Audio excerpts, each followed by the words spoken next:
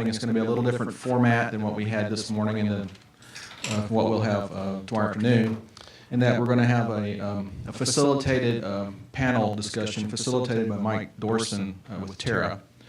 So our panel is, and I forgot my notes, so I'm going to do this off the top of my head, composed of Dr. Robert Phalen. He's an inhalation toxicologist, and please read their bios. These are very distinguished group of people.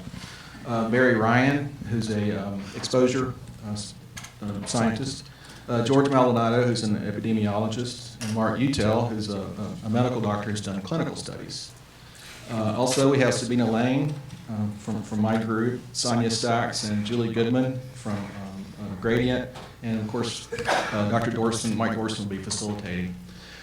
We're going to handle questions a little differently too, because we're going to try to pack a lot into this. So when it's time for questions, and Mike will let us know when that is, the policy people can answer questions, but people in the audience, there's some note cards around. If you could just jot your questions down and hand them to me at the break, then after the break we'll take a gander at the questions. So if we'll hand it that way, it'll help facilitate things. And people on the webcast, if you'll just send those questions in again to that email address, then we'll take care of those then. So I'm going to turn it over to Mike, and he's going to explain how this works.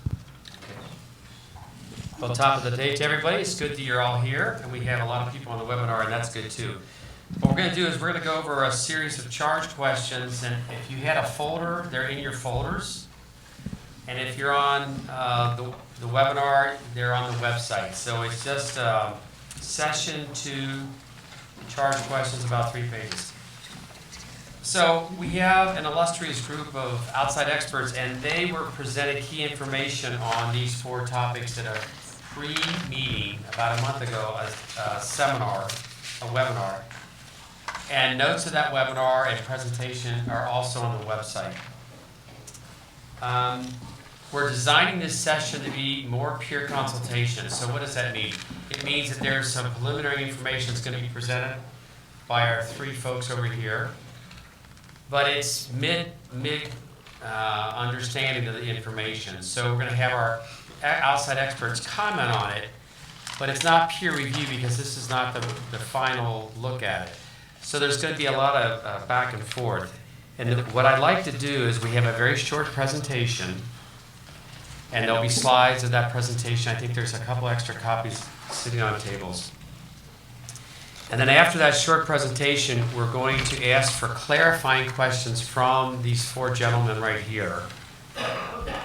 And that'll go on for a few minutes, and it's going to be clarifying on the slides, or maybe clarifying of the background information that you received, or maybe even from the past webinar you thought about it over the month. And at that point, we're going to then let the panel entertain the charge questions. And for the first session, we have 3 charge questions and not that much time. So I'll be a little bit pushy. And I'm also, it's okay if we run over a little bit on this particular one, but not by much.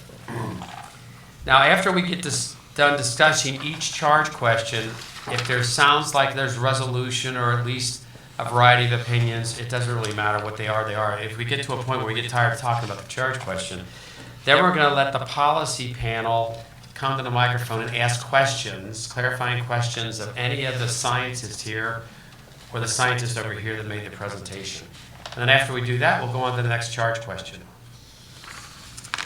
And I'll attempt a summary after each charge question, but if other people want to step in and summarize, that's good too. We fortunately have several note takers, and that's a good thing.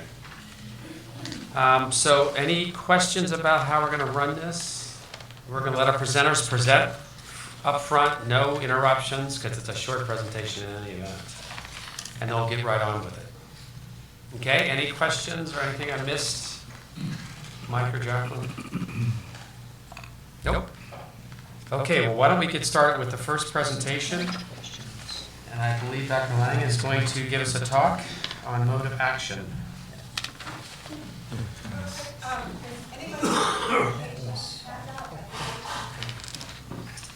Okay, just raise your hand if you want a presentation handout, and we have something else from Jacqueline.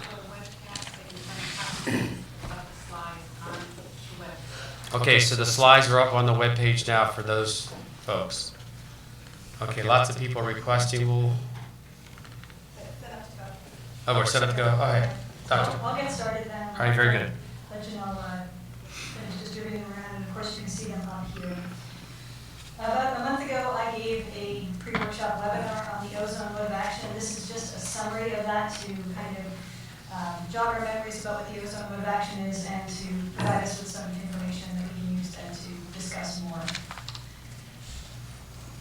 Very briefly, ozone is a highly reactive, poorly water-soluble gas at room temperature, and it is a respiratory toxicant, which is why we're here talking about it in the context of the National Ambient Air Quality Standards. Ozone is interesting in that because it is highly reactive, it is scavenged by ventilation systems and by indoor surfaces, and therefore it is primarily an outdoor pollutant. So even if the levels are relatively high outdoors, because of the scavenging indoors, you'll see 10, 20, 30% of the concentration indoors as compared to outdoors. So we really focus on outdoor exposures when we're looking at ozone. When we breathe in ozone, about 85% of it reacts in our bodies. About 50% of that is in the head, so that's the mouth and nose and the pharynx. A little less than 10% is in the larynx and the trachea, and a little more than 40% in our lungs. When we're at rest, very little of the reaction is in the alveoli, it's usually higher up in the respiratory tract. However, with exercise, you'll get more reaction in the lungs and more reaction in the alveoli. This is largely because of the switch from oral nasal breathing to purely oral breathing, so you don't have as much of the reaction occurring in the nose. When ozone reacts in the lungs, it doesn't immediately or directly react with the epithelial layer. The respiratory tract is lined with a fluid, and the ozone reacts with the components of that fluid. The fluid contains antioxidants, which can scavenge the ozone and prevent it from forming damaging secondary reaction products. And it really, it seems like as long as there is enough antioxidants to scavenge the ozone, you're not going to get a lot of secondary reaction products or damage from the ozone. So this is a diagram that just shows some of the, some of the components that ozone can react with. So as I mentioned, it can react with antioxidants, also with proteins and lipids in the epithelial lining fluid, which can lead to, if there are enough of them, it can lead to damage of the epithelial layer, which can lead to the health products, or the health reactions that we have seen. So if you get enough ozone, such that there's more of it than there is scavenging antioxidants, you get formation of secondary oxidation products, and these can lead to various respiratory health effects. This includes activation of neural reflexes. So those neural reflexes lead to the pulmonary function effects and the symptoms that we're going to talk about quite a bit more in a later session about the clinical effects. There's also inflammation. You can get alteration of epithelial barrier function, which means that you can have leakage of components through the epithelial barrier layer, either into the respiratory tract lining fluid or from the respiratory tract lining fluid and into the tissue. You can get sensitization of bronchial smooth muscle, which can lead to airway hyperresponsiveness, which is a characteristic of asthma. And there are some other side effects or other health effects that have been measured, which include modifying immune responses as well as airway remodeling, although the latter have more been seen in animal models compared to the first ones that I mentioned, which have been seen in human clinical studies. This is just a summary of this very short summary of the ozone mode of action. The ozone is a respiratory toxicant. It can react with antioxidants and proteins and lipids in the respiratory tract lining fluid. The secondary reaction products of ozone can cause different respiratory effects, including nervous system activation, which leads to spirometric effects, inflammation, epithelial permeability, and airway hyperresponsiveness. And the mechanisms of antioxidant depletion suggest a threshold of ozone-induced respiratory effects. although there are uncertainties in the data that include relating experimental doses to ambient doses. And I'm just going to point out at this juncture, although we'll talk about this a bit more, about the use of the word dose versus concentration. So the total inhaled dose of ozone is comprised of 3 different factors. It is concentration, which is what we focus mostly on. It is also duration of exposure and ventilation rate. So the more you breathe, the more exposure and the higher a dose you get to ozone. And usually ventilation rate is modified by exercise. So it's important to consider all 3 of these components of dose when we're comparing experimental doses, and this includes with animal studies as well as with human studies, to what a person would actually be exposed to in an ambient environment. So with that, I'm going to pass it back to Mike Dourson. Okay, thank you, Dr. Lange. Any clarifying questions from our gentlemen from the panel? Summarized it very nicely. Thank you. Okay, I have a clarifying question, Dr. Lange. So it looks like you have in your 3rd slide the ozone reaction of the respiratory tract slide, which was a nice colored picture. If you can go back to that. Yep, there it was. Oh, That's it right there. Okay, so you get the sense that this is a pretty thick layer, even though I guess that's relative to how you speak about it. It depends on where in the respiratory tract you are. Okay, and then within that you have some detoxifying enzymes with quite a few of those kind of scavenger molecules. Has anybody tried to quantify how much of that there is? Because I'm presuming from your presentation that you have to exceed its capacity and exceed the capacity of the lung to replenish that before you get any reaction products. Is that roughly correct, or am I missing something? Yes, that is what we think needs to happen, and yes, people have quantified the amount of antioxidants in different parts of the respiratory tract lining fluid. So I noted that there are different thicknesses. Different parts of the respiratory tract have different constituents, and that it's not just the antioxidants, but also the proteins and lipids, depending on that part of the respiratory tract. But and even actually the antioxidants that are primarily responsible for scavenging ozone depend on where you are in the respiratory tract, but people have measured it. The best measurements maybe have been from nasal lavage, so what's the antioxidants in the nasal cavities, and they have seen depletion and replenishment with ozone exposure.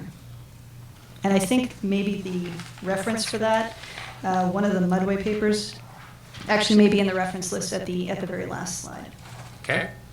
Other clarifying questions? Yes, Dr. Phalen? This may be beyond what any of us know, but some people are very sensitive and some people are completely insensitive. What do we know about which people are which, if anything? They've measured a lot of constituents, and I'll be happy to pass this off to you guys too. I think, I'm trying to think, in terms of antioxidants, I'm not sure that there's a correlation between the amount of antioxidants in the respiratory tract lining fluid and the sensitivity of the individual. There seems to be possibly the absorbed dose, the tissue dose could be, has had some correlations, but it seems like there's a lot of different factors. It seems like that would be something that's fruitful for research. And many years ago, I asked Bill Adams at Davis, who was studying athletes, and he was struck at how some of them were just devastated by ozone exposures and couldn't perform, and others it didn't phase. And I asked him what caused that, and he said he didn't know.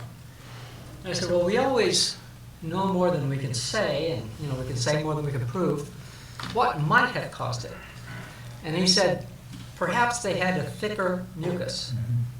And we found a protective effect of particles against ozone in 2 species, and it probably was due to additional mucus production. Maybe. That's interesting. Okay, other clarifying questions? Yes, Dr. Sabine, you talked about ozone being scavenged by ventilation systems, indoor surfaces. Can you say a little bit more about how that happens? It's highly reactive, so it reacts with the surfaces. In fact, it reacts with our skin and our hair too, and with different materials in indoor surfaces. It's been very well measured.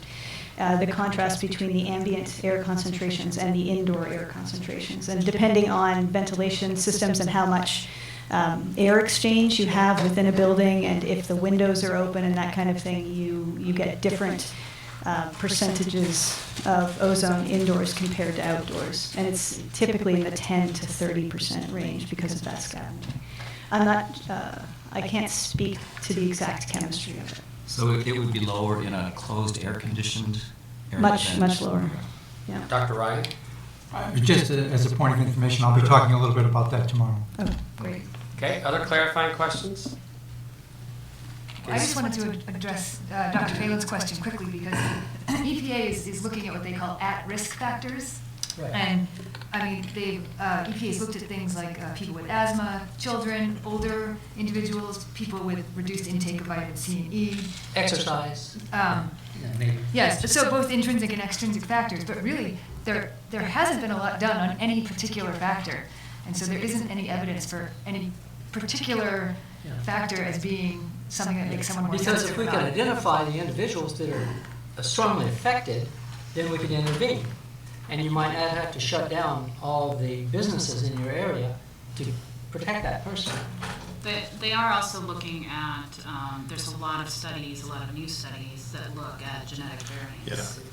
And so they've been looking at whether there are certain genetic variants that make you more susceptible. And I believe they are genetic variants that are tied into the oxidative stress pathway.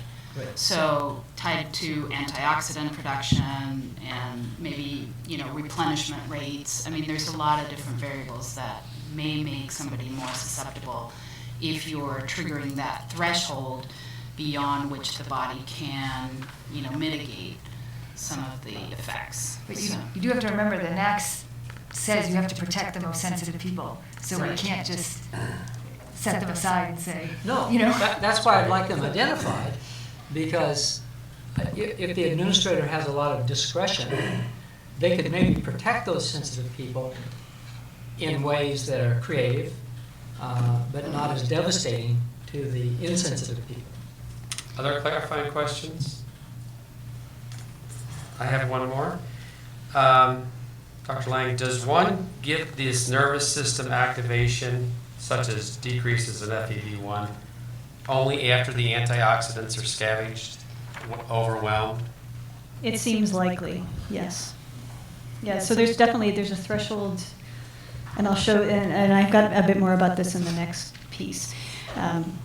But there's a threshold of FEV1 response, and it seems likely that that's because of the antioxidant depletion. I'm not sure that somebody has shown that you start to get FEV1 decrements at a certain point, and at that same time you have critically low levels of antioxidants. I'm not sure that study has been done. And a related question, if you don't mind. So I've seen some of the literature that says that people in filtered air actually have increases in FEV1. And what would that be due to? So I think you're referring to the experiments where they look at FEV1. They measure their FEV1, which is forced expiratory volume in 1 second. It's a lung function measurement. They measure it before they start the experiment and then at various times in the experiment. And the experiment involves the person exercising for various periods of time to produce a high ventilation rate, which is one of the components of dose. And then being exposed to certain concentrations of ozone. And the people, as a control for those experiments, you have a 0 ozone dose effectively, which is filtered air exposure. And over the 6.6-hour exposures, people to filtered air tend to have an increase in FEV1 compared to their baseline measurements. So, basically, when you exercise, assuming you don't have airways disease, you will bronchodilate from the effect of exercise alone. And that's a well-characterized response. I don't know if it happens over 6.5 hours, but certainly over a short period of time, you will bronchodilate. Okay. Any other clarifying questions, gentlemen? Because if not, we're going to get into the charge questions. We're ahead of schedule, so that's always a good thing. Okay, so the way we're going to do this is I'll ask the question and hopefully explain the question. If it's not, some of these are risk-related questions, so explain it. And then we'll let each one of you take a crack at it if you're willing. And if you speak, then we'll let your other panelists ask you questions. What did you mean by that, Dr. Utell, for example? And then at some point, we're going to let our presenters, authors, Dr. Lange, to say, hey, I'm going to ask a clarifying question because I didn't understand that. And then we'll try to come to some resolution. So the first question is, what do we know about ozone's mode of action, a risk assessment term, for morbidity and mortality? Is there a known key event or a critical effect, another risk assessment term? So that's the first adverse effect or its known or immediate precursor. Now in risk assessment parlance, people protect the critical effect. They're being precautionary perhaps. If you protect against that effect, you protect against all other effects that occur higher dose or higher concentration. So that's the idea there. Any thoughts on this? Who wants to wade in first? Dr. Utell, go ahead. Sure, I'd be glad to. So what do we know about the mode of action in terms of morbidity and mortality? I would be very hard pressed to give you an answer regarding mortality because I'm not overly impressed that the data demonstrate very convincingly that there's mortality induced by ozone. But in terms of morbidity, there are probably several modes of action that are important. The neural reflex pathway in terms of bronchoconstriction is the leading explanation, if you like, for why some percent of the population will bronchoconstrict with exposure to ozone.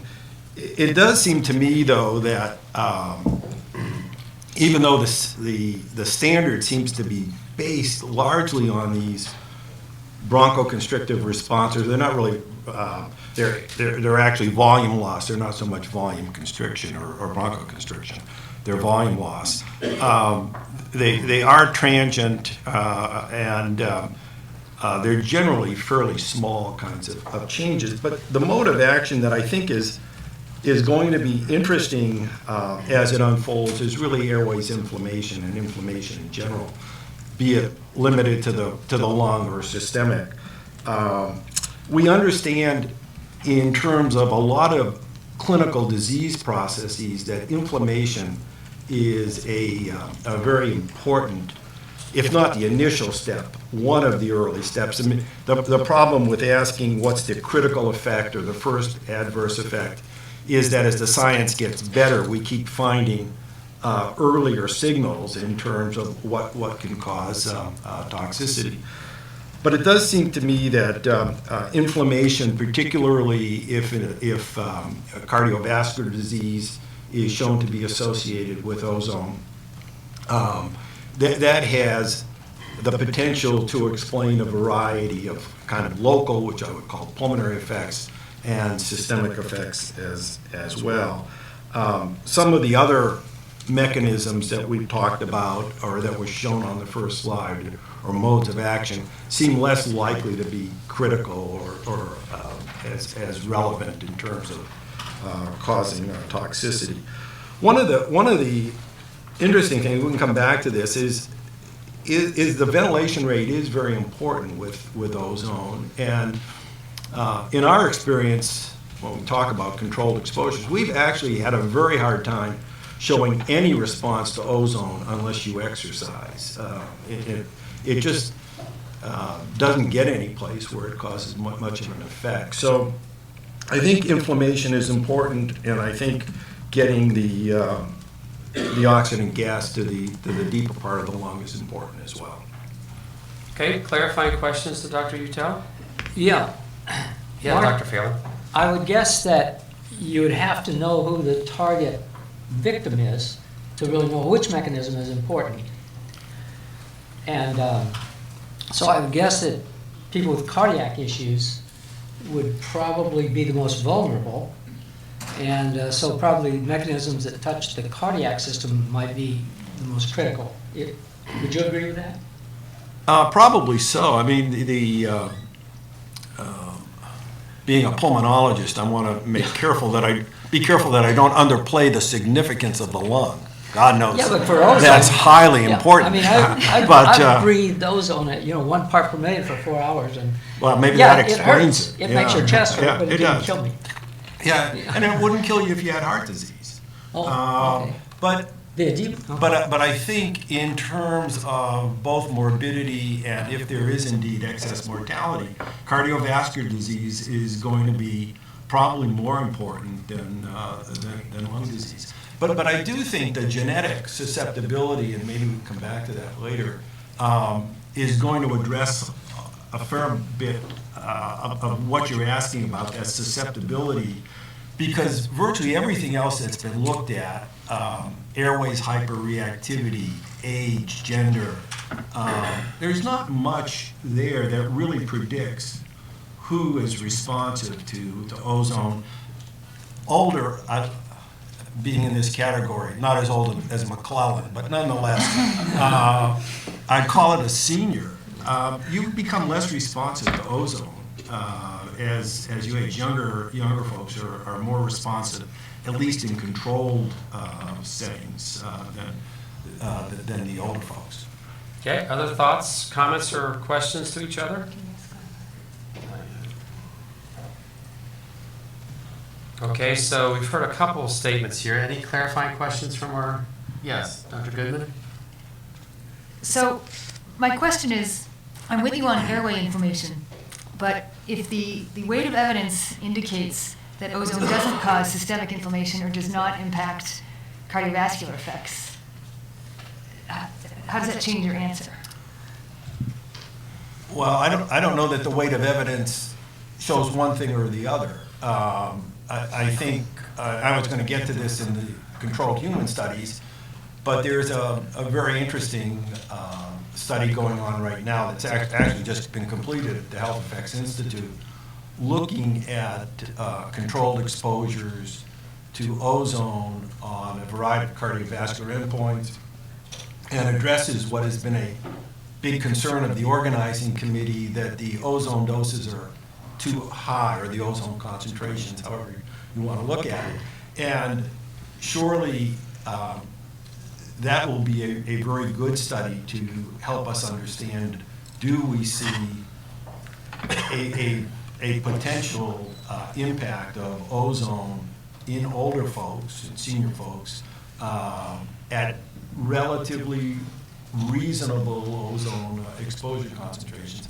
I'm not convinced that there's an ozone cardiovascular effect, but I'm also not convinced that we haven't seen it. It's as we heard, on the one hand maybe, and on the other hand maybe not. It just, you can't separate it out, I don't believe, from the epidemiology that's been done, and there haven't been many controlled exposures carefully looking at ozone exposure on cardiac effects.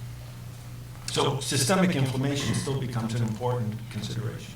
So other clarifying questions from authors? Yeah, Dr. So I just wanted to follow up in terms of, I believe there are studies, though, that have shown that there isn't a lot of, I mean, if the systemic effect is happening, it's because of these secondary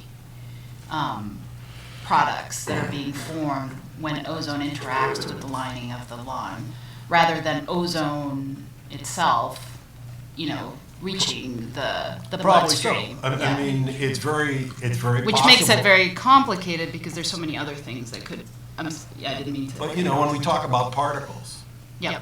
it's the same phenomenon, is it Right. not? I mean, the particles probably aren't getting directly to the cardiovascular system or to the blood vessels, Right. with the exception maybe of ultrafine particles. But there are going to be a variety of mediators, be they cytokines or interleukins or whatever you like. But there's certainly some evidence that inflammation is a key component of that. Yeah, there are a lot of other factors that can cause an inflammatory response. I think that is Okay. that's what So makes let's- it complicated, I think. Yeah, let's keep our this thing here to clarifying questions. Dr. Lange, did you have a clarifying question? I have a clarifying question for Dr. Phalen. You were asking about the sensitive populations whose Yes. Over here. Oh, there you go. Yeah. And we hear a lot and we talk a lot about the asthmatics. And so I was wondering, Dr. Utell, if, you said that maybe people with cardiovascular effects. What about the asthmatics? Well, there are kind of different signals on asthma. In our experience in the chamber setting, we didn't see much of a difference in terms of responses of asthmatics versus non-asthmatics or healthy folks to ozone. The field studies are a little bit different, suggesting that asthmatics may be more responsive, but again, there are so many other variables in the equation. The one thing to keep in mind, the chamber studies are generally looking at a somewhat different group of asthmatics. I mean, they're not highly reactive, okay? They're not the individuals who seemingly are at risk for ending up in the emergency room. So I suspect asthmatics may be somewhat more responsive, and particularly if they have some airways inflammation already in place from a respiratory infection, they may well respond. But you can't show it very easily in a chamber setting. Okay, other comments from our panel? I want to just ask a clarifying question, or maybe go back to the charge question, to this idea of critical effect. So it appears from what your gentlemen are saying that it's hard to do a critical effect for mortality because the data aren't so good. But this idea of critical effect, you wouldn't expect to put folks in a chamber and get marginal or whatever changes in FE1. You're not expecting mortality there because it's going to occur at much higher doses? Well, I'm not expecting mortality there, Michael, for many reasons, but and the higher doses is the least of the ones. I mean, obviously, what we're looking for small reversible changes. Okay, I mean that's in fact the goal of the study. The problem with talking about the mode of action or the critical adverse effect, the first adverse effect, is none of the approaches are very good for getting there, right? The clinical study is meant to show mild reversible effects. The epi, in my opinion, there are so many other confounding exposures that you just don't get there. And the animal studies, you end up with questions of extrapolation. So it's really an integration of the data without being able to do the ideal experiment to answer the question. Okay. Other thoughts or questions on this particular charge question? Okay, so what I have here is just reviewing a few things that have been said. It's hard to say critical effect for mortality for a number of reasons. I mean, one is the epidemiology data is conflated with other exposures, perhaps, making it more difficult. They perhaps occur at higher doses than you would expect to see in chamber studies. But as far as the bronchoconstriction or volume lost, it also, that might be a critical effect. It also might be airway inflammation. It seems to me, we didn't get to this, but it would seem to me that you need to whelm or overwhelm your detoxifying surface area. I'm saying this, I'm looking at you gentlemen, so if you want to push back, please do, before you get airway inflammation or this volume loss changes. Is that a reasonable thing to say or no? Well, I wouldn't have been as confident as Sabine was in making that statement. I think, and it's when we used to do 30-minute exposures to ozone, we did see responses fairly quickly. I hadn't, at that time we weren't thinking so much about overwhelming the system. I think there are people who have airways disease. Ozone's an irritant, as Bob said. You get in the chamber.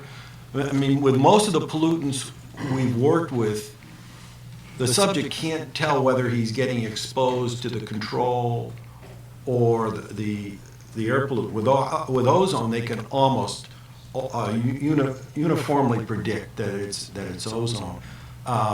There is an irritant quality to it, and I think in some people you get an airway response, and maybe you don't have to overwhelm the system.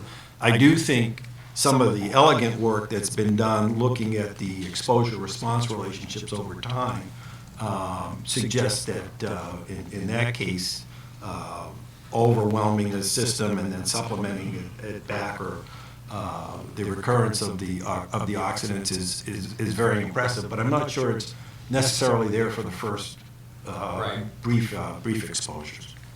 And then, Dr. Phalen, you said that, hey, if I breathe 1,000 parts per billion of ozone, presumably without exercising, you can feel it. Yeah.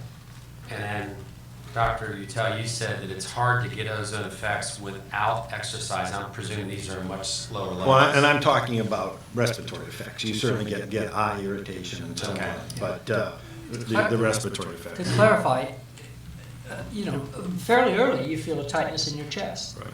and you feel discomfort, and that's got to be coming from something. So it's Right. either nerve mediated or something else. I think the mechanism is the way your body responds to the signal.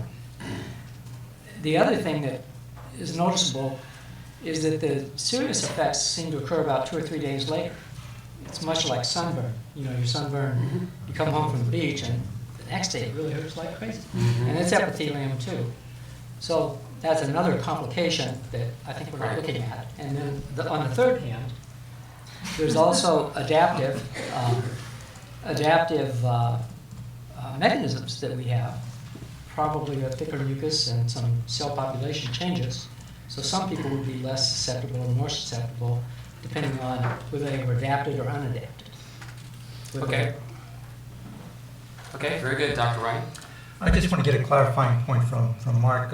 These 30-minute exposures you're talking about, what kind of levels are you dealing with? We're not talking to 1 ppm we get over here. No. I'm trying to recall what they were. They were probably 0.2 ppm would be my guess. It's been a long time since I've gone back and looked at them, but we were never up at that concentration. I remember Essentially maybe twice. Bill McDonnell, I think, in recent times. So if you go back and look at the ozone history, Bates and Hazuka in some of the early studies were up at 75 ppb. And then Bill McDonnell in that series of studies that he did, I think 40 was the highest he used. And most of the time, today, 30 or below would be the concentration used. And I think we were up around 20 ppb. And again, this would be scrubbed air and then ozone put in. Is that right? It would be an ozone generator that was Okay. in making it. But the air was scrubbed first. Was scrubbed first, correct. Okay, so the last point I had is, I think I may have asked Dr. Utell you this question, this idea, or maybe it was Dr. Lange, this idea that in certain studies, when they have filtered air, their FEV1s are statistically significantly improved. I mean, you could do a trend test and probably see that from a risk point of view. Now, of course, naively, I thought, well, that might be due to the fact that you're building up, your body replenishes these detoxifying enzymes. If there's no ozone in the air, they build up. But you're saying that it also could be due to the fact that they're exercising and you get a raised bronchodilation from that. Is that right? Well, you'll get an increased volume from exercise. You'll get a little bit of an increase in FEV1 in particular. Okay. Can I just clarify? Sure. Mark, you said that older people are less susceptible to ozone? Is Yes. that correct? And why is that?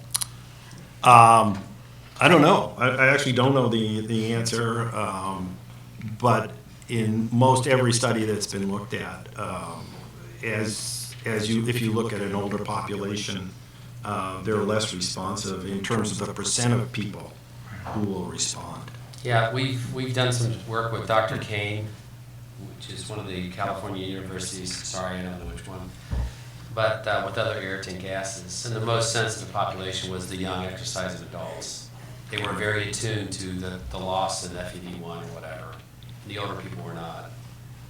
So, Dr. Ryan, did you have a thought or question? I just wanted to support something that Mark said. We did a study in the Great Smoky Mountains about 10 or 15 years ago, 10 years ago, I guess at this point, where we're looking at hikers as they went out and did a hike. We did FEV work on them beforehand, on essentially all the respiratory parameters before they went out on their hike, and then they went out on their hike. They came back maybe 4 hours later after hiking, I don't know, 3, 4, 5, 6, whatever miles.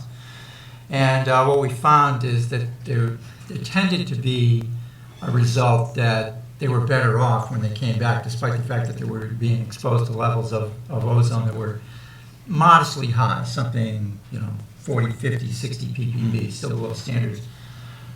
We attributed this to the fact that they drove there, parked their cars. It was 8 o'clock in the morning, and the exercise actually cleaned out whatever junk was in their lungs, and they actually did better at the end of that. Is this consistent with what you were just saying, Mark? Could be. I mean, I don't know. So they're doing exercise. Yeah. I mean, they're exercising relatively. And how long were they doing it for? 4 hours at least, depending if they went on a short hike. It could be as long as 6 or 7 hours. Yeah, and were they fairly athletic people to begin with? Well, if they're going to hike 6 Yeah. or 7 miles, it would have to be. Yeah. 4 to 6 miles, it would have to be. But they're certainly with clean air. You do see with exercise some improvement in their FEV1. So it depends when you measured them, I suppose, but it's consistent. We measured them 10 minutes after they got out of the Oh, car. so- They had to drive for at least an hour to get there because it's the middle of a national park. And, then they hike and they come back. We measure them as soon as they get back. Okay. We have questions from our policy panel. Yes, go ahead. Yeah, this discussion, which I think has been very interesting, has kind of touched on but skirted around one of these questions that I think is another ambiguous area in air quality standard setting. The Clean Air Act says that the administrator has to provide an adequate margin of safety against adverse health effects, not against physiological changes.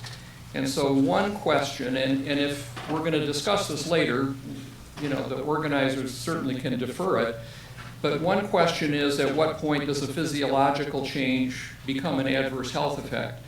Because there can be physiological changes in people that they never notice. Now, if it's eye irritation, or one of the panelists said tightness in the chest, I consider that to be an adverse health effect, although often a reversible adverse health effect. But we need to distinguish between things that are physiologically detectable and things that we would deem an adverse health effect for the purposes of standard setting.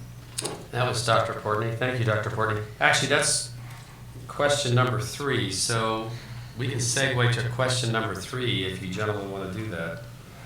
We have here, how do medical practitioners, that would be people not like me, being a toxicologist, define an adverse or clinically relevant effect? Any thoughts on that, gentlemen? Sure. Chemist. What do I know?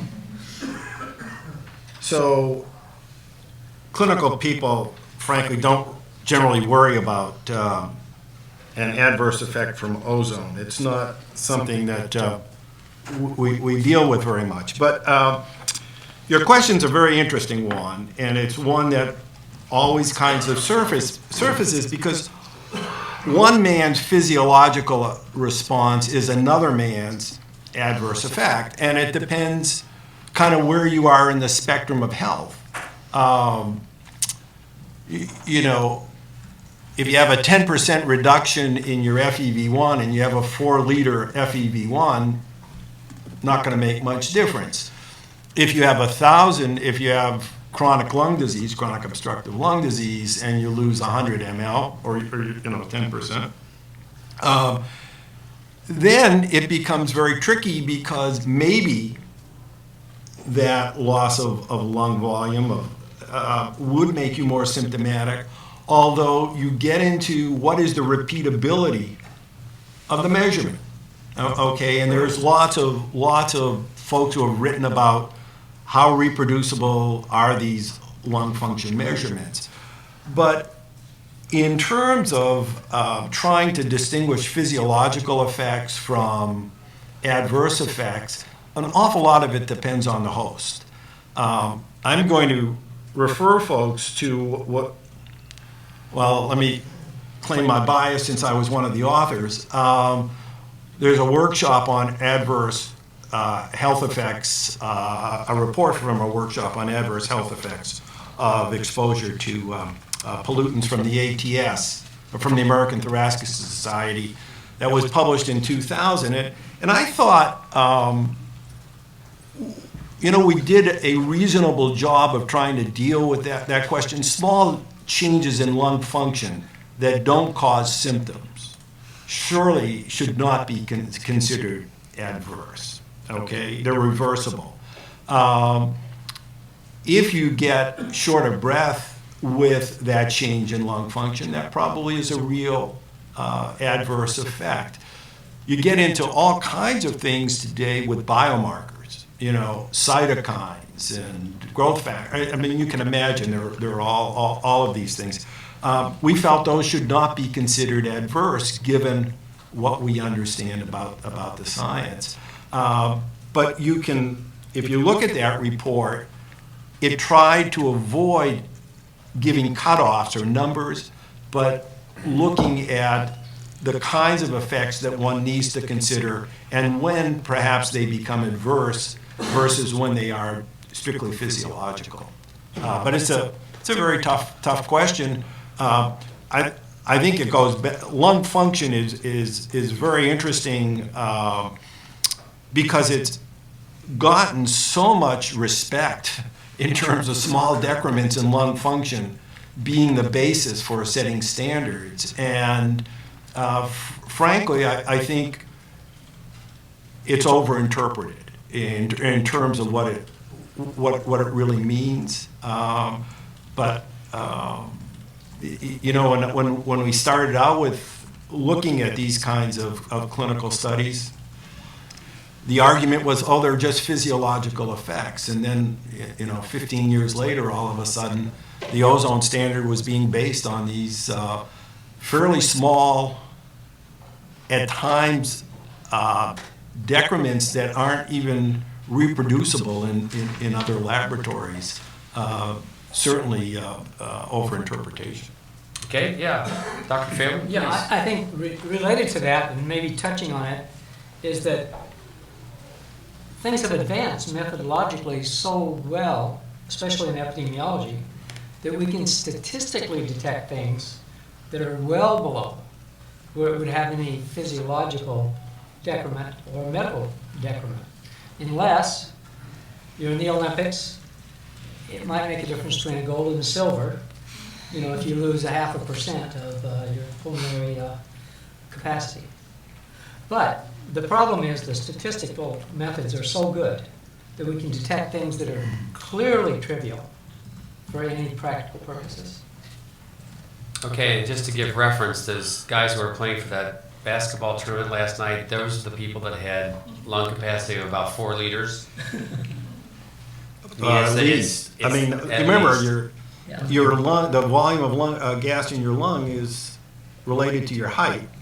So if you're 7 foot, you're too big to go on a standard spirometer. The volume generally doesn't measure that, at least in the old spirometers. But 4 liters, just to give reference to everybody here that's not necessarily medically, 4 liters is, as a trained athlete, very good lung capacity. 2.5 liters is someone like me, and 1 liter is... No. You can't do very much. This isn't your heart. This is your lungs. Your lung volumes are not particularly dependent on your physical prowess. Okay? Your volumes are going to be much more related to your height than they will be to whether you're slim and trim or moderately obese. You will have some volume loss with obesity, but you can't really improve your lung volumes very much. There's a small increment that you can have. So no matter what you did, your volume is going to marginally improve. In contrast your cardiac function, where your heart rate will go down, your stroke volume will go up. That's not the way it works Okay.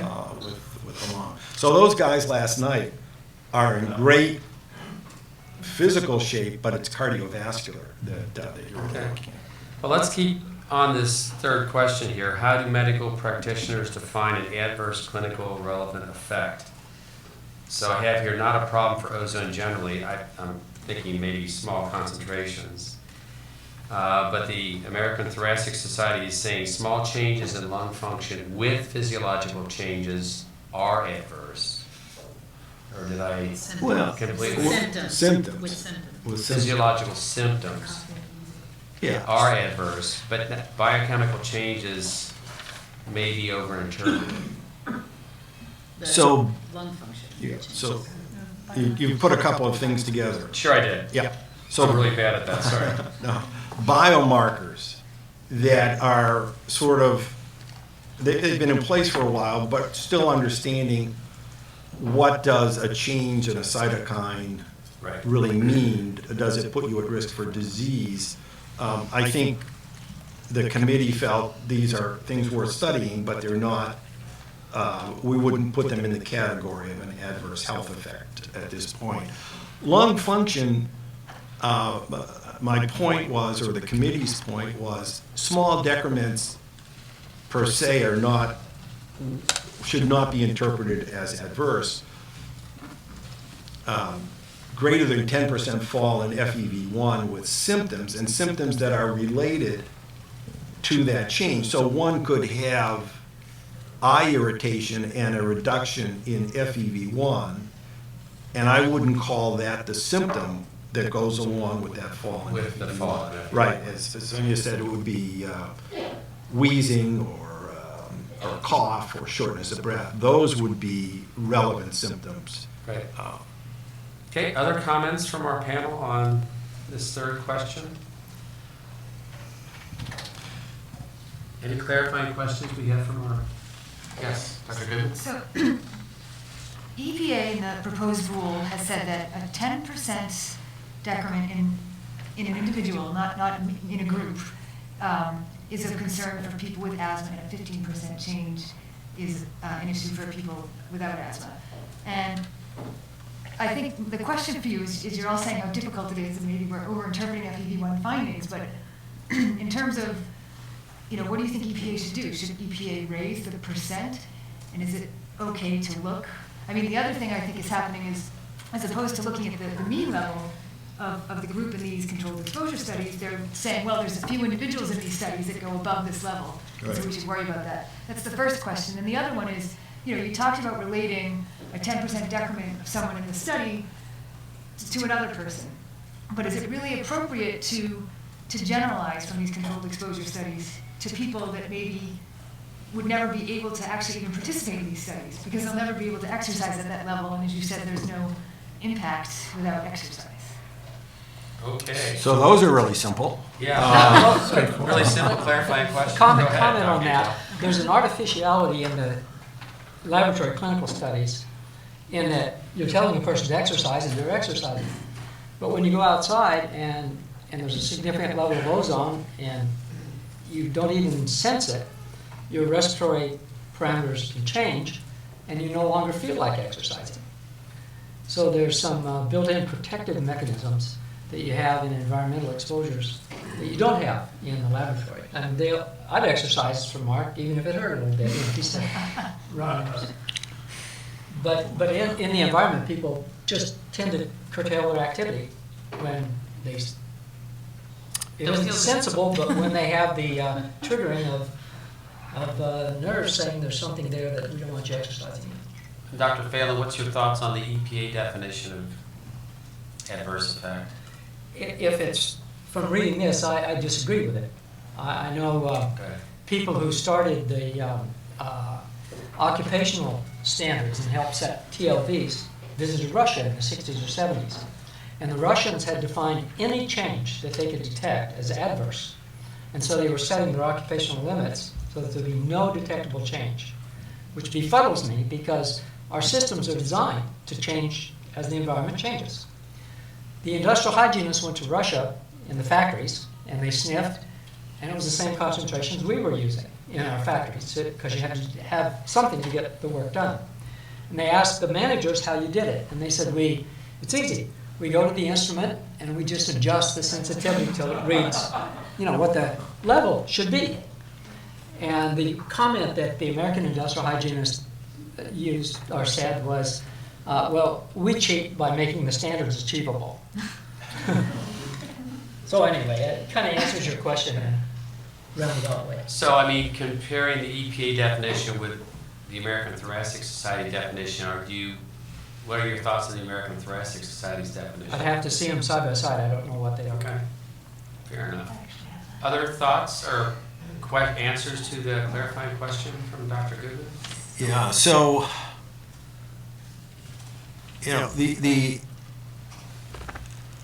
there are probably a group of asthmatics who a 10% reduction in FEV1 could make them a little bit more symptomatic. It so much depends on where they start in terms of their lung function. I think using these numbers and trying to relate it to individuals is pretty complex. So, in fact, there are always in these studies a distribution of people who are more responsive and less responsive.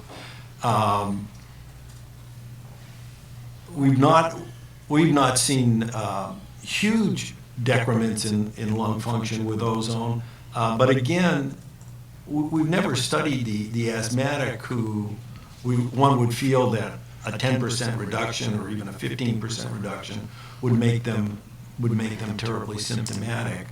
I don't know what the right cutoff is. I think using FEV1, which is a truly reversible phenomenon in a laboratory setting as the basis for regulating an air pollutant is a tricky business, and in most cases, an FEV1 of 10%, a reduction of 10%, is not going to have very much impact. I don't know. Did I answer your question? No, I think you avoided it. Okay. What's the answer? I mean, what? Well, I mean, the question had to do with EPA's definition versus American Thoracic. Well, I like the American Thoracic Society criteria better. I mean, but I guess, are you just saying EPA should not base the regulation on FEV at all, or are you saying the cutoff should be different? Well, I never thought that the regulation should be based on a transient response, largely in a chamber setting. I think that looking at protecting human health is much more than looking at what happens to the FEV1. So I don't think that that's a criteria that in and of itself is the basis for setting the standard. And I don't know what the cutoff is. 10% is pretty trivial. I mean, I see people in the office all the time with asthma who, from one clinic appointment to the next, have a 15% change or an 18% change, and they're no different. They're no different. I mean, there's the variability in the disease, and so 10% seems pretty mild. And so, just to clarify, then the ATS definition that has small changes in lung function with related symptoms is together. That's different. Okay, we're going to break and have a question from one of our science panel. Policy people. I'm sorry. So forget it.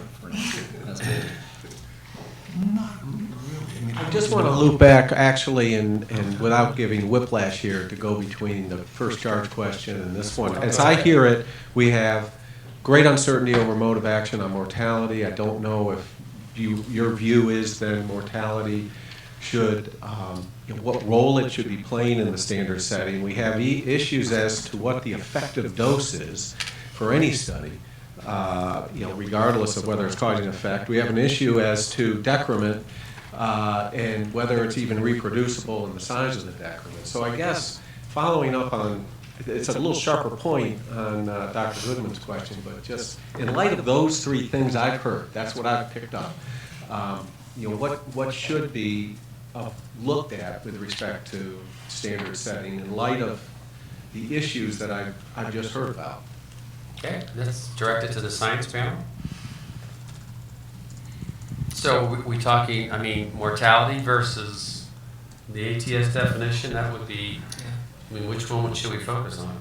Well, certainly if you have mortality. Well, but I heard there was issues on issues as to the studies and the mode of action on mortality. So is that even in the? And I was a little bit flippant. As far as going back to this idea of sentinel effect or critical effect, you can have lots of different effects occurring at lots of different concentrations of doses. So the question then becomes, should we focus on the mortality? I'm thinking this is your question versus the ATS or EPA's definition of adverse effect. Is that a fair distillation of your question? Yes. Gentlemen? Well, it sort of relates, but I think that one of the things it's not focused on, that many years ago people were saying, was an increase in infectivity in susceptible rodents. And if ozone diminishes defenses against infective agents, that would be kind of important. I just am directly answering, what should we focus on? Okay, other thoughts or questions or answers?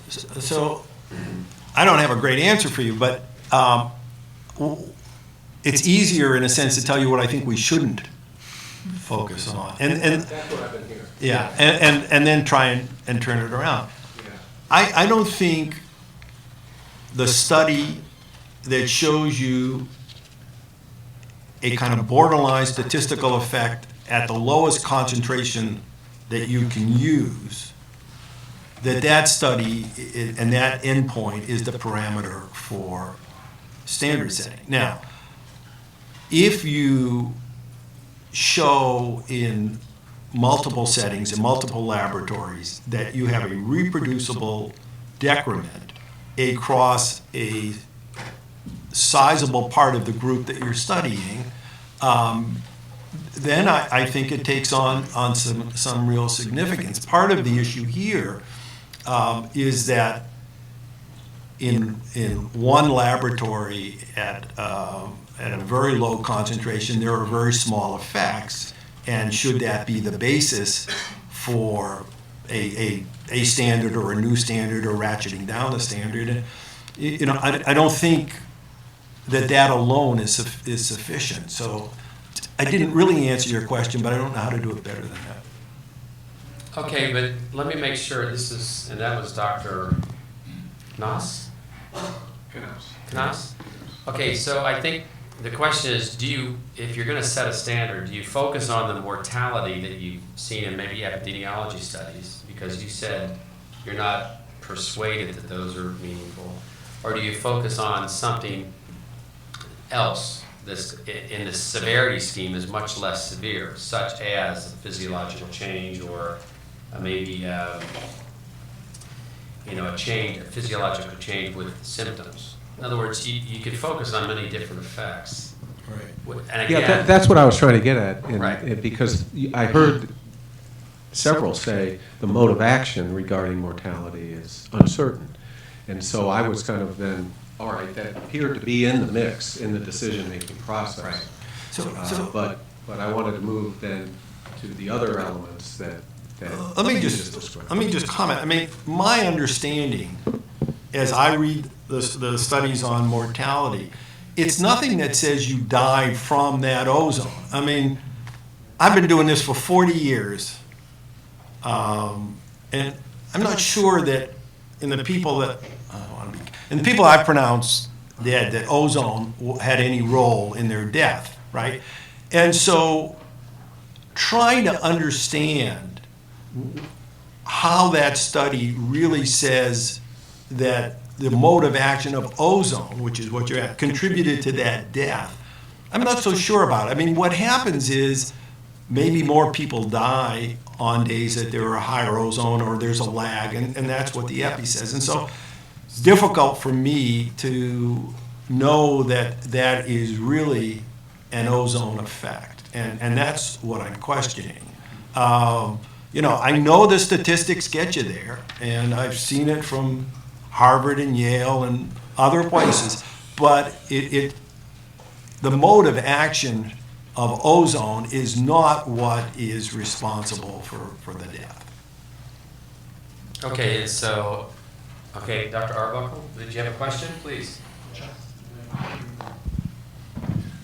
So just, excuse me, just to come back to elementary biology, how much variability, not defined by sensitivity to ozone, but just variability in the human respiratory tract is there?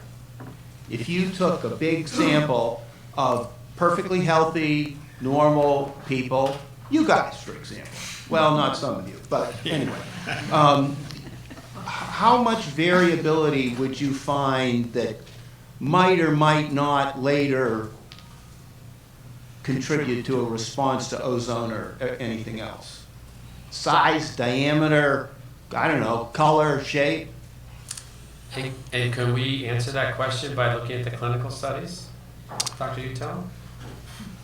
Not very easily, because we couldn't find, when we went and tried to do that, airways reactivity, baseline lung function, cigarette smoking, all of those kinds of things were not very predictive. Smokers, it turns out, are much less reactive to ozone than our non-smokers.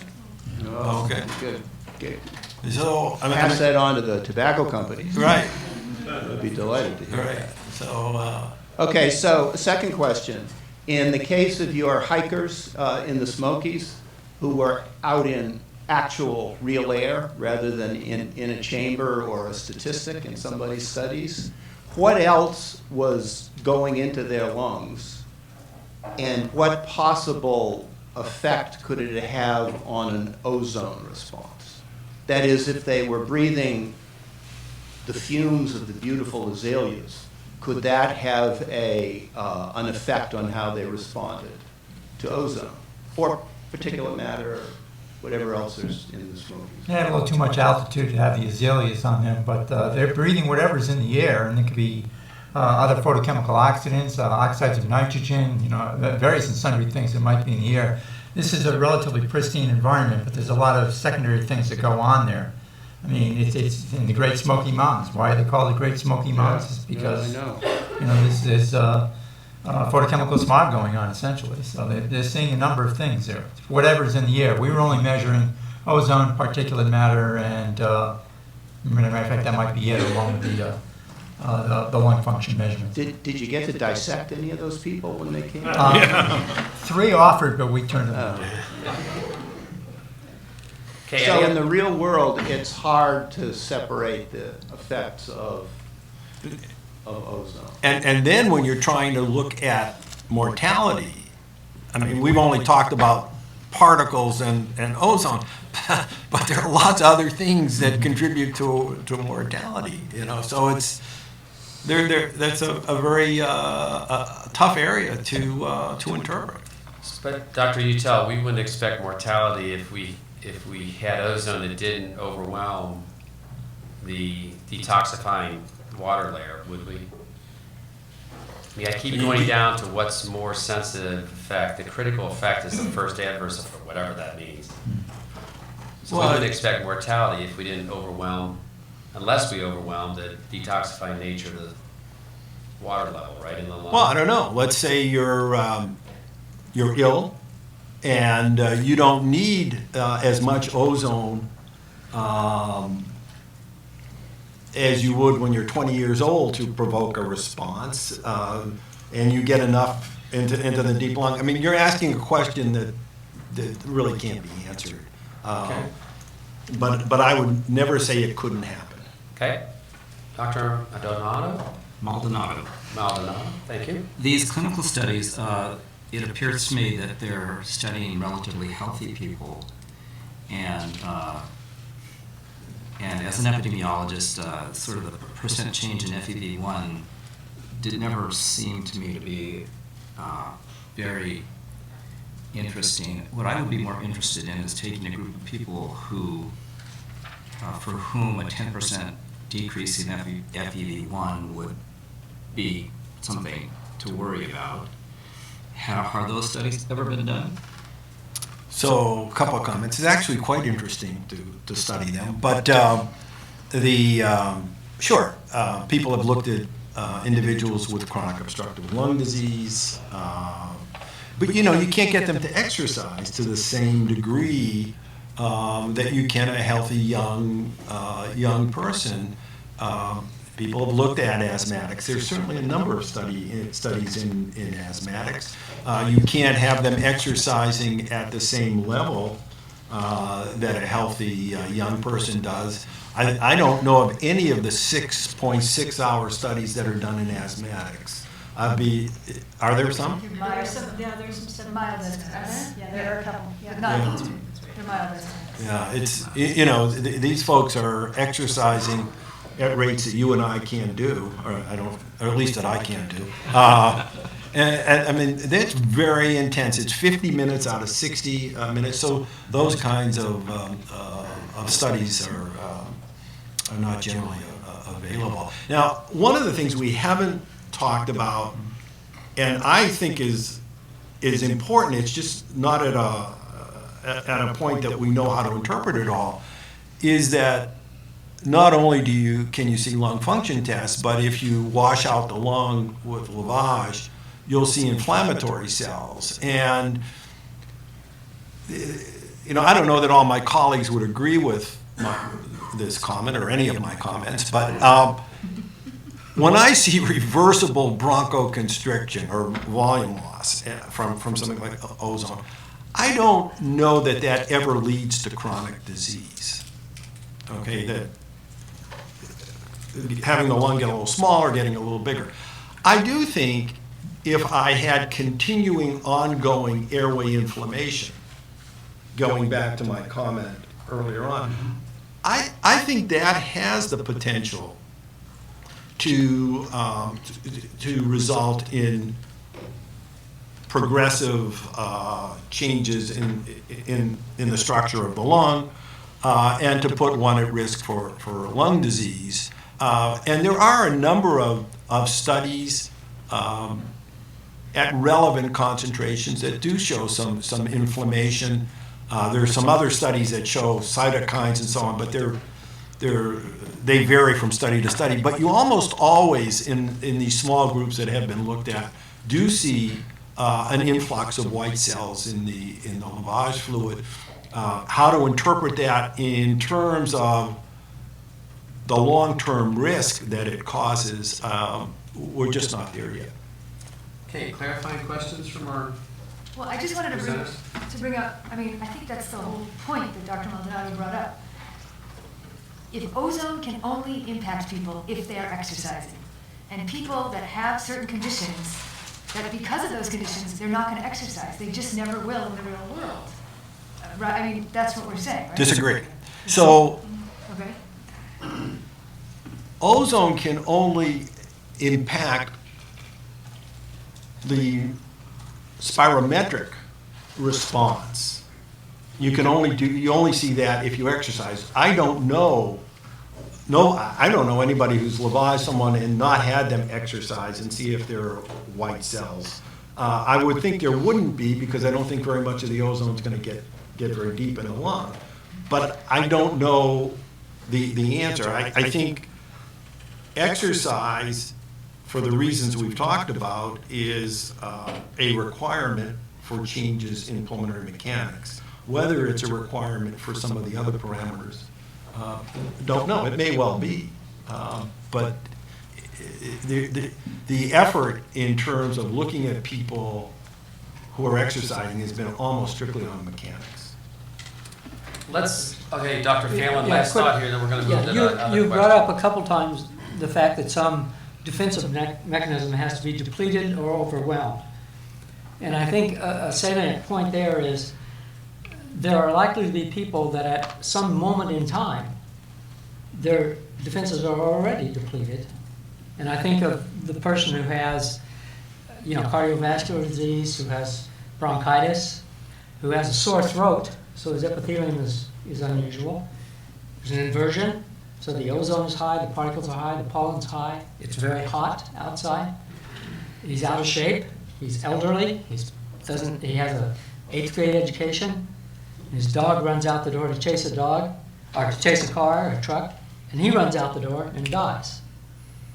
And everybody gets credit for his death. The Lung Association, the heart people, EPA, ARB, the President's Fitness Committee, and so on. So I think that we look at normal people as scientists. They have normal reserves that have to be depleted. But there's a one in Los Angeles, 200 people die a day. If you have an air pollution episode, it's 200.5. And that 0.5 had to be an extreme case who didn't have mechanisms that could overcome these things. And the question is, what killed Joe? Was it the particles? Was it the ozone? Someone once said it was the dog. But to me, the most important question is, what should we do as public health people who care about public health, to have prevented Joe's death? And I would say if he had a 9th grade education, that might have done it, instead of an 8th grade education. But in any case, to me, that's the question. What killed him? Everybody's taking credit for what killed him. But what's the best response to have prevented his death? Right. Well, thank you. Let's go to question number 2. We've already talked a little bit about it. How do we apply ozone toxicology, you mentioned that word a few times, and mode of action studies to questions of public health? We've already talked around this question. Any other additions to this from the science panel? Once again, studies of changes in respiratory function don't excite me very much as an epidemiologist, because I know that changes of 10 or 20% for a lot of people are not a problem. So those seem to me to be studying the wrong endpoint for this question. Okay. And this is sort of follow-up on that. I wonder if we do need to be looking at some other endpoint, and if we are, what should that endpoint be? That's the big question, because my understanding too of the literature is that there is also, as we've talked, there's inflammation, for example, and there's, if I understand correctly, there's very little correlation between these lung function effects and other endpoints like inflammation. So the question is there another endpoint to focus on? Yeah. Sure. Other endpoints? And what would that be? I think the reason that we focus on lung function is it's easy to measure. It's, it's inexpensive, it's easy to measure. It's reproducible. It's reproducible. Yeah. So there's a lot of benefits. And we have different types of people that has been, we have measurements on. So take a step back. The way ozone causes it to, if it has toxic effects, it's from inhalation, right? So the target organ is the lung. Yeah. And we have more tools now to look at the lung, and the EPA showed some time ago that you can see some changes in permeability in the lung and so on. But the tests that are most repeatable are best characterized in terms of looking at what are important changes. Remember, an awful lot of the understanding of pulmonary mechanics comes from studying smokers. We have, because of the Marlboro men, we have a terrific understanding of the natural history of loss of lung function with aging. The 15% of smokers who have accelerated rate of loss when they're in fact going to begin to have disability from tobacco and so on. So you have in there a wealth of information on pulmonary mechanics. And you don't have that on any other parameter, be it permeability, be it inflammation, be it whatever. So it's not just that it's easy to measure, but we have predicted values and we have a toxicant that has led to a wealth of understanding about pulmonary mechanics. I think the next question is going to be cardiovascular responses. Cancer is always an endpoint that gets looked at, and I know for particles there's some discussion that you have increased risk of lung cancer. I mean, depending, George, on how you do this, particulate matter has been found to increase the risk of appendicitis. I mean, you can make all of these amazing correlations, and I'm not sure how to understand it. The reason to study the lung is because that's where the pollutant sort of enters and has the greatest chance of causing toxicity. Yeah, so Dr. Maldonado. Maldonado. Maldonado. Yes. Let's all say it together. Yes. So we talked about perhaps a different target, in other words, a change in FEV1 with associated related symptoms. That's one way to look at a critical effect or a sentinel effect, but you mentioned others, and what would those be? Would it be the cardiovascular responses? Well, I don't know what they would be. I was just saying that as an epidemiologist looking at these mode of action studies where you have a 10 or 20% change in FEV1, I'm always looking to categorize people into the disease category or not, and I'm not going to put very many people into that disease category in those mode of action studies, even if they have. Mm-hmm. So as an epidemiologist who doesn't really know much about the ozone literature, it's kind of like, well, that's not the way I would start.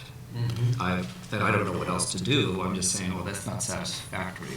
So there's a study in the last couple of years out of Atlanta, out of Emory, that show it's an epi study that shows that children 0 to 4, I don't remember the exact, have more pneumonia when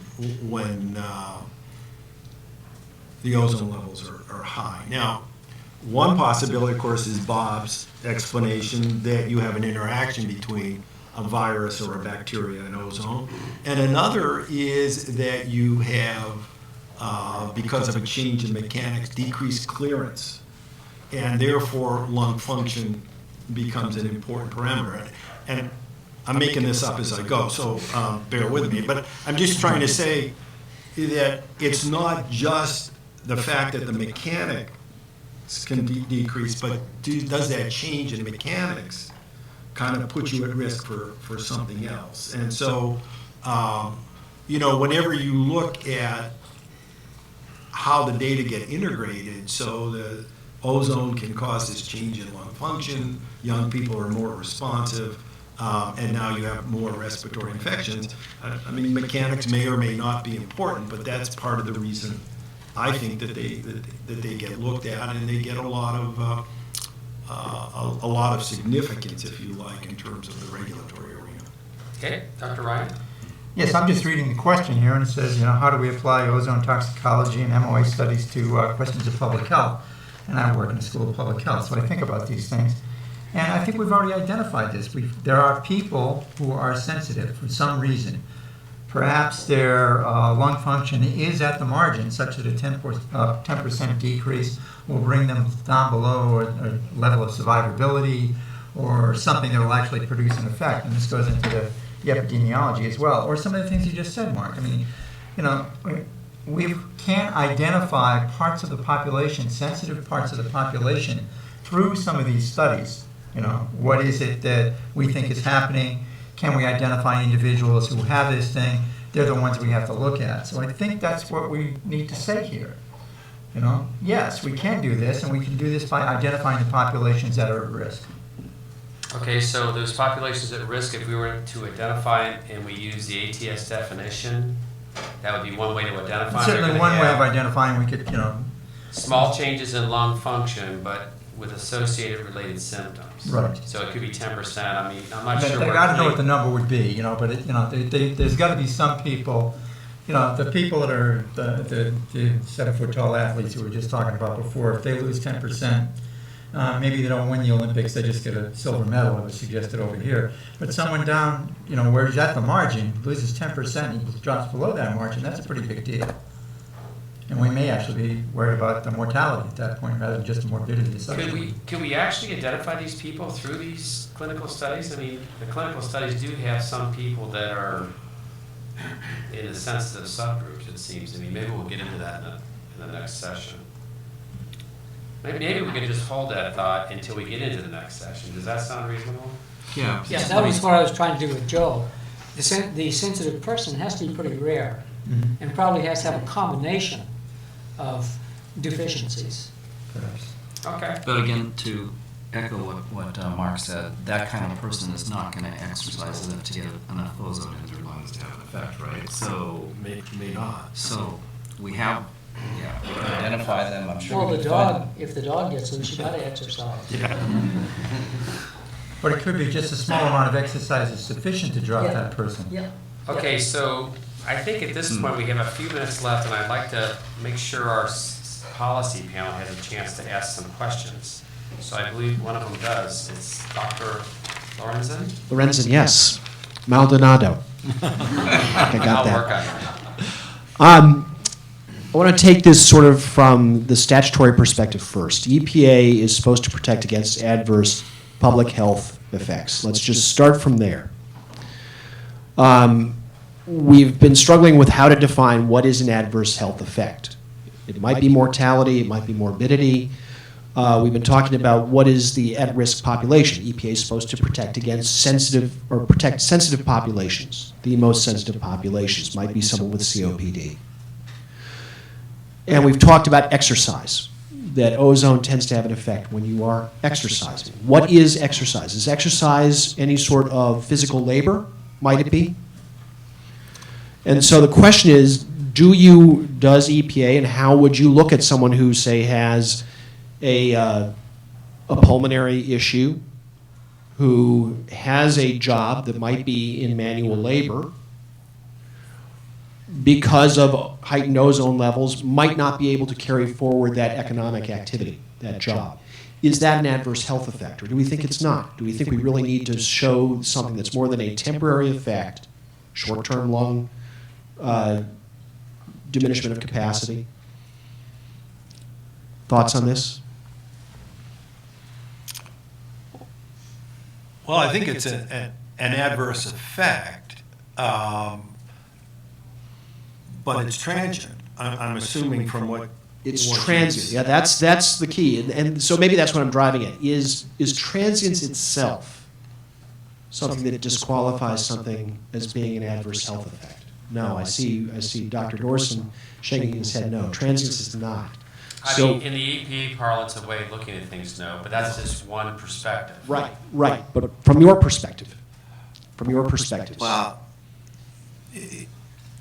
I think, is it the basis for saying this is where a standard should be set? I think that the whole discussion so far has really been on transient effects. The changes that we're looking at are largely reversible, if not completely reversible. And I agree. I think the way EPA looks at it, it doesn't matter whether it's transient or not. It's to protect someone from the chest tightness that Bob was talking about, or the shortness of breath, or whatever. I think these do not have huge impacts on morbidity and mortality, but they do impact quality of life. And I can't tell you whether that's the basis for regulation. When we looked at the ATS discussion about an adverse effect, we did comment on quality of life. If your eyes are watering all day, or there's irritation, is that impacts your quality of life? Is it adverse? It is for that period of time. But whether it's the basis for regulation, medically, probably not. From a public health perspective, it's a different issue. Right. Certainly for the general population, it probably isn't an issue. A 10% decrement in FEV1 isn't going to be a big deal for that professional basketball player, although he might not win the NBA championship or whatever. But the question is, how do we deal with the person who has COPD or something else that's similar? Or, if EPA is directed to protect that sensitive population, what do we start to measure?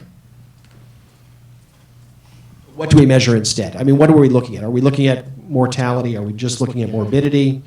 Or are we looking at how much will this disable that person even over the short term? Okay, other questions from our, yes, Dr. Arbuckle? Yeah. Do any of you have any thoughts about what the difference between the most sensitive population and the most sensitive individual is, and how we define that?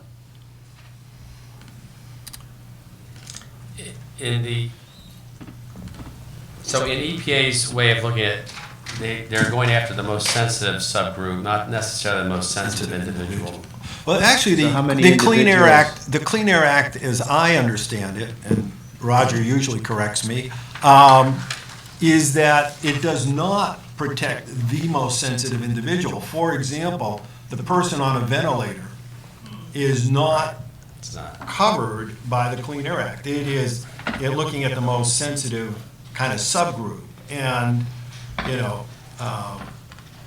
for the sake of argument, that's probably right now asthma or COPD and maybe cardiovascular disease to be determined. But those who are really critically ill coming into the emergency room is not, as I understand, is not the group you're protecting. And that's true of health groups all over the world. They go for sensitive subgroup, not necessarily the most sensitive individual.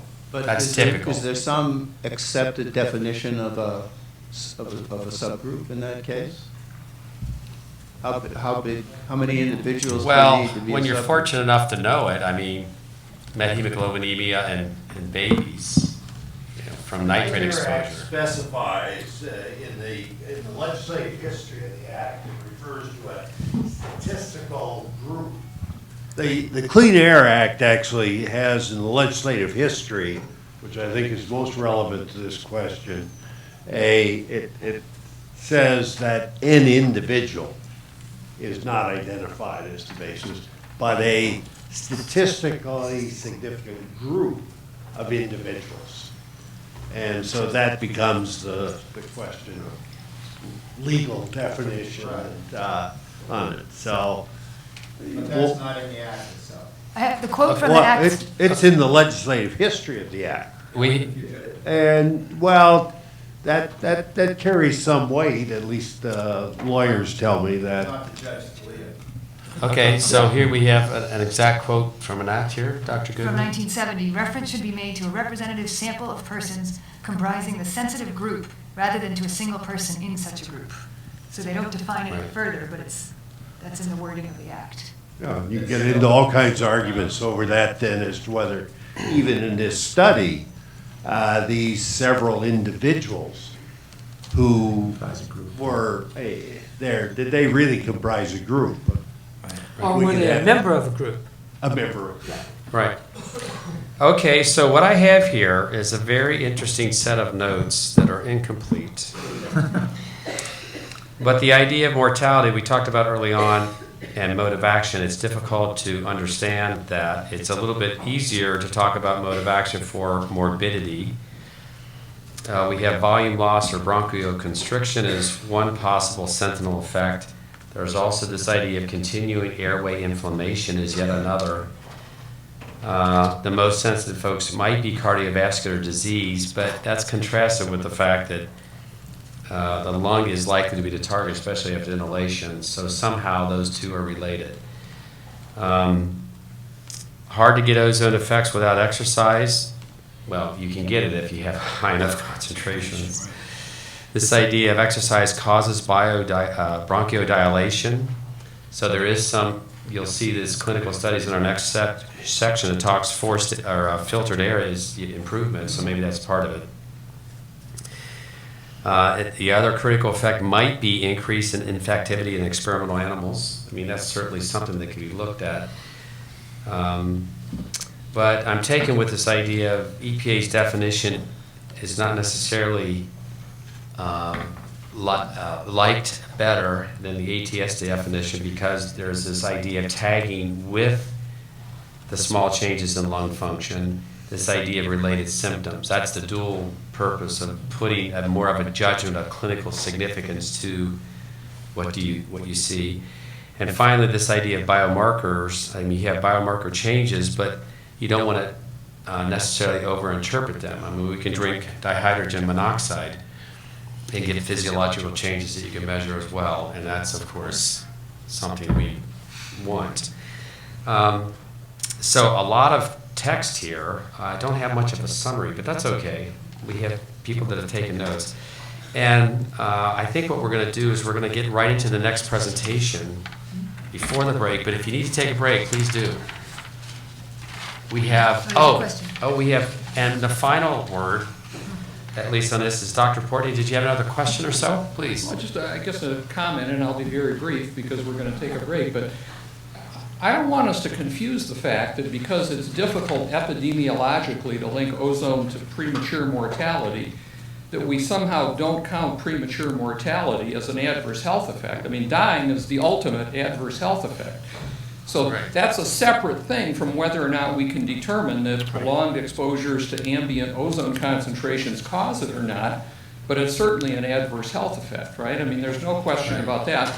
And I would say, furthermore, while maybe the members of the medical panel, maybe including me, maybe including most of the people in the room, wouldn't think that something that's reversible, particularly quickly reversible, wouldn't be considered an adverse health effect. But I can tell you that the members of Congress and most of the American public would say if you have a blinding headache for an hour or chest constriction or your eyes are burning, even if after an hour of being away from whatever it is caused it, you're right back to 100% again, people think that's an adverse health effect for the purpose of regulating it. Right. And I just think we need to be clear about that. Right. Okay. Dr. Utell? Yeah, and they're great points. And if you interpreted what I said otherwise, I didn't speak clearly. But I certainly agree with you.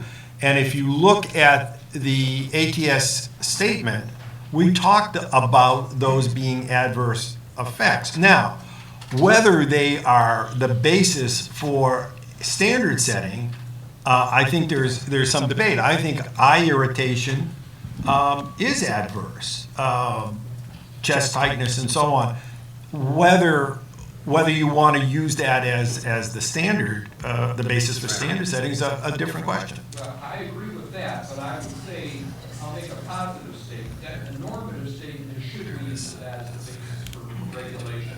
As a positive statement, there has been a whole succession of EPA administrators who have said, yes, that's an adverse health effect. Right. And we've got to use that information in setting a national ambient. I would disagree with you, Paul. Again, we have to go to the legislative history, and it doesn't say blinding headache, but it says headaches. They're excluded. They are excluded. And no administrator has set a standard, using that. So you have to go to the legislative history again, and it does give direction. I mean, I'm not a lawyer, but I do know the legislative history and the extent to which that has been a powerful guidance to the agency in these decisions. Okay, gentlemen, this